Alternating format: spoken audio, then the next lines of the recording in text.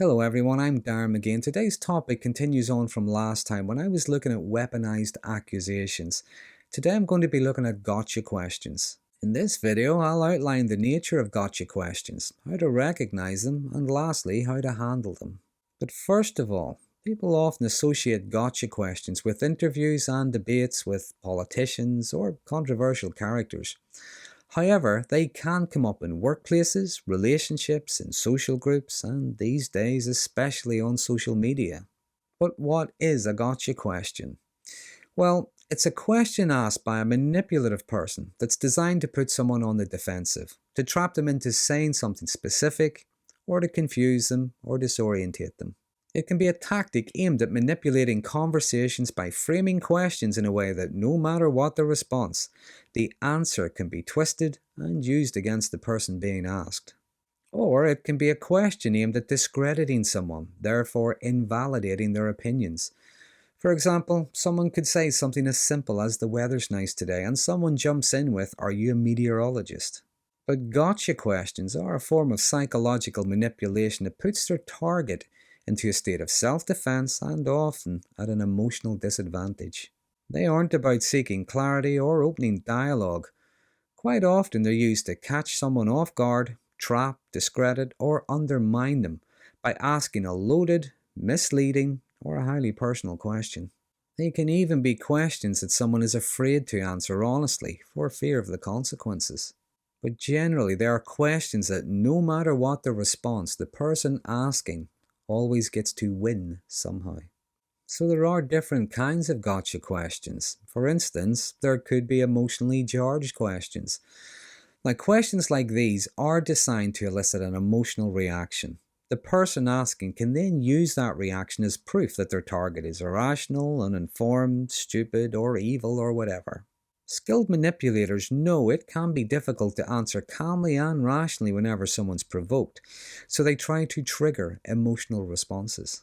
Next, there are questions that create a false dilemma. For instance, in a relationship, a manipulative person might ask, "Why are you visiting your family? Do you prefer them to me?"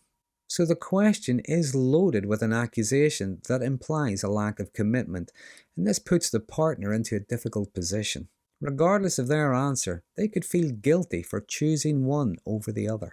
But these types of questions try to force people to defend one choice against the other, when in reality, both can be true, both can be false at the same time.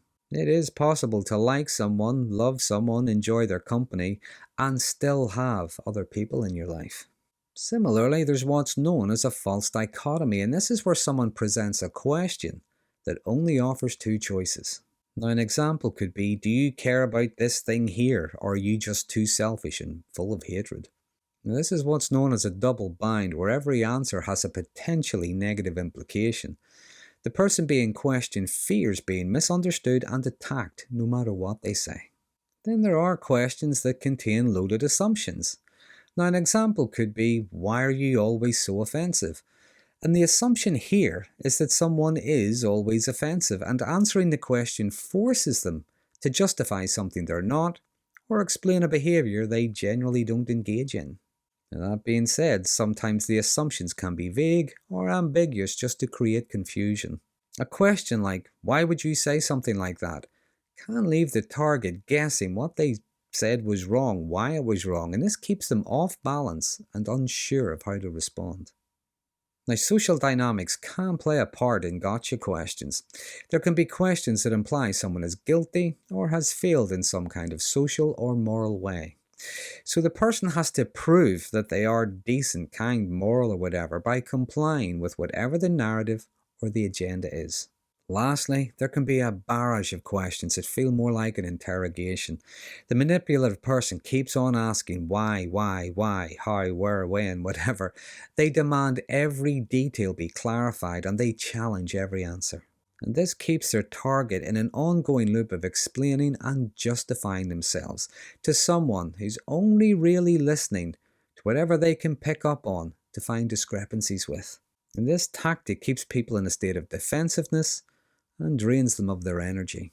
But regardless of the type of gotcha question, the answers are generally interpreted and presented back in the least favourable, least genuine way, and they make the other party look uninformed, biased, hypocritical, or stupid.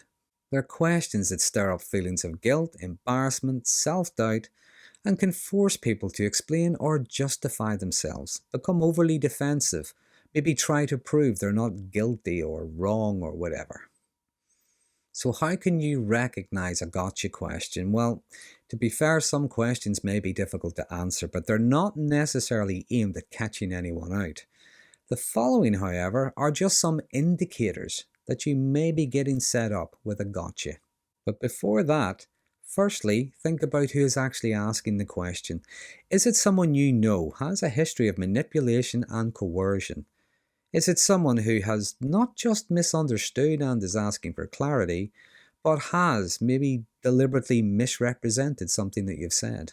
Is it some faceless troll on social media who's perhaps accusing you of wrongthink? So think about who is asking the question and perhaps how they're asking it. And then think about the question itself. First of all, does it have an embedded assumption that makes you look bad, uninformed, or guilty, regardless of how you respond? Is the question a closed one that limits the answer to perhaps only two choices?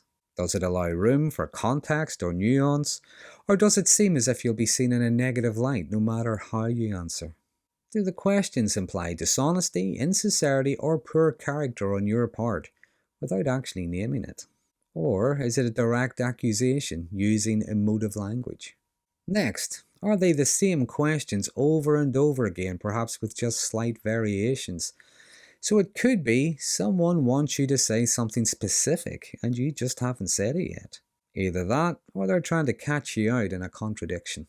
Moving on, are there rapid fire questions in quick succession that don't actually allow you to answer anything?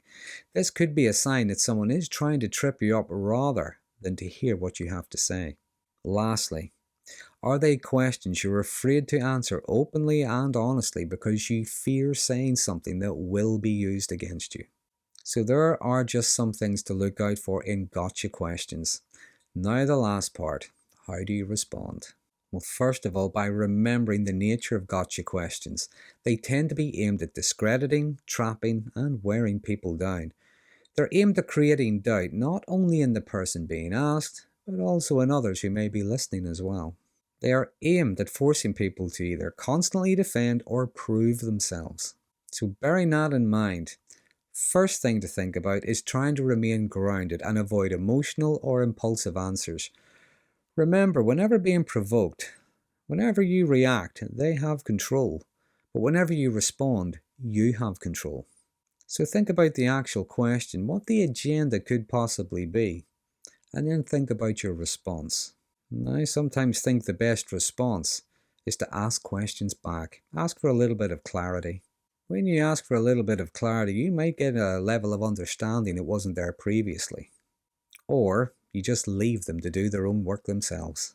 For instance, a question like, why are you always so stupid? Well, you could spend a lot of time trying to explain why you're not stupid. Or you could ask them, give me an example of when I've been stupid. What is it I do that you think is stupid? What is it makes that stupid? So what is it you think I should do? How would that be any better? When you ask questions to seek clarity, this shifts the burden back onto the person asking the original question and can get them to reveal their true intentions. And it also works by challenging their underlying assumptions as well. You can also be direct, be assertive, without being aggressive. For instance, if someone is being vague and ambivalent, well, why not just ask them, what is it you're actually asking me? You can even use follow-up questions. So why are you asking that? Why is this important? Again, you're giving them their own work to do. Now, if someone keeps asking the same questions over and over again, you just keep reminding them you've already answered. If you find yourself being misrepresented, you can of course correct them with, no, that's not what I said. Or you could ask them, what is it you think I said? How did you hear that? How did that come across? Remember, each and every time you're giving them their own work to do. You're not doing it for them. And lastly, I must admit, this is my go-to. This is the one I would usually use. If a question or a comment is aimed at trying to make you feel defensive or inadequate, maybe it doesn't deserve an answer. Just leave it hanging. So that's a brief outline of the nature of gotcha questions, how they work, how to recognize them, and just some ideas on how to manage them. But as always, if you have any techniques or any ideas that you've found helpful and you feel comfortable enough to do so, please share them in the comment section. Someone reading your comments might appreciate your experience. But if you find this topic to be helpful, please consider subscribing, and until next time, thanks for watching. So you're saying that if someone doesn't like to be criticized, that makes them a narcissist?